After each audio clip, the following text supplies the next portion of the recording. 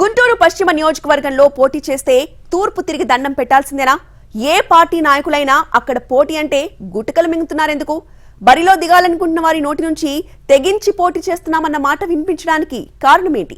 నేతల్ని అక్కడ అంతలా భయపెడుతున్నదేంటి? నియోజకవర్గ చరిత్ర ఏం చెప్తోంది? గుంటూరు జిల్లాలోని కీలకమైన అసెంబ్లీ సెగ్మెంట్స్ లో ఒకటి గుంటూరు పశ్చిమం. క్లాస్ మాస్ ఓటర్లతో కలగలిసిన అర్బన్ ఏరియా ఇదే. ఇక్కడ పాగా వేయాలని అన్ని పార్టీలు గట్టిగానే ప్లాన్ చేస్తాయి. కానీ పోటీ చేస్తున్న నాయకులు మాత్రం మరోసారి బరిలో నిలవలేకపోతున్నారు. అప్పుడెప్పుడో పోటీ చేసిన చల్లా వెంకటకృష్ణారెడ్డి నుంచి సిట్టింగ్ ఎమ్మెల్యే మద్దాలి గిరి వరకు ఒకటే సమస్య. ఎవరైనా ఒకసారి రెండోసారి పోటీ చేసినా ఫలితం ఉండటం లేదు. ఇంకా చెప్పాలంటే అసలు రాజకీయ భవిష్యత్తే ఉండటం లేదు. టీడీపీ నుంచి చల్లా వెంకటకృష్ణారెడ్డి, శనక్కాయల అరుణ, మోదుగుల వేణుగోపాల్ రెడ్డి, కాంగ్రెస్ పార్టీ నుంచి తాడిశెట్టి వెంకట్రావు, కన్నా లక్ష్మీనారాయణ సింగిల్ టైంకే పరిమితమయ్యారు. గత ఎన్నికల్లో టీడీపీ నుంచి గెలిచి వైసీపీ కండువా కప్పుకున్న మద్దాలి గిరికి కూడా వన్ టైం ముచ్చటగానే మిగిలిపోయింది. వీళ్లలో ఎవరికీ ఈ నియోజకవర్గం నుంచి మరోసారి పోటీ చేసే అవకాశం రాలేదు. ఒకరిద్దరు పోటీ చేసినా గెలిచిన చరిత్ర లేదు. ఈ పరిస్థితుల్లో ఇప్పుడు గుంటూరు వెస్ట్ పేరు చెబితేనే కంగారు పడుతున్నారట అన్ని పార్టీల నాయకులు.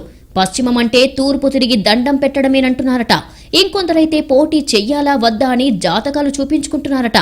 సీరియస్ గానే జన్మ నక్షత్రాల ప్రకారం రాజయోగం ఉందో లేదోనని క్రాస్ చెక్ చేయించుకుంటున్నారట సదరు నేతలు. ఇప్పుడు ఈ సీట్ ఆశిస్తున్న నాయకులు కూడా అలాంటి చోట మరీ ఎగబడాల్సిన అవసరం ఏముంది?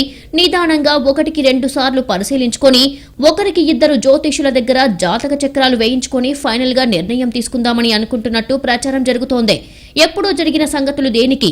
కళ్ల ముందు మద్దాలి గిరి కనిపిస్తున్నాడు గాని అంటున్నారట వెస్ట్ టికెట్ ఆశావహులు.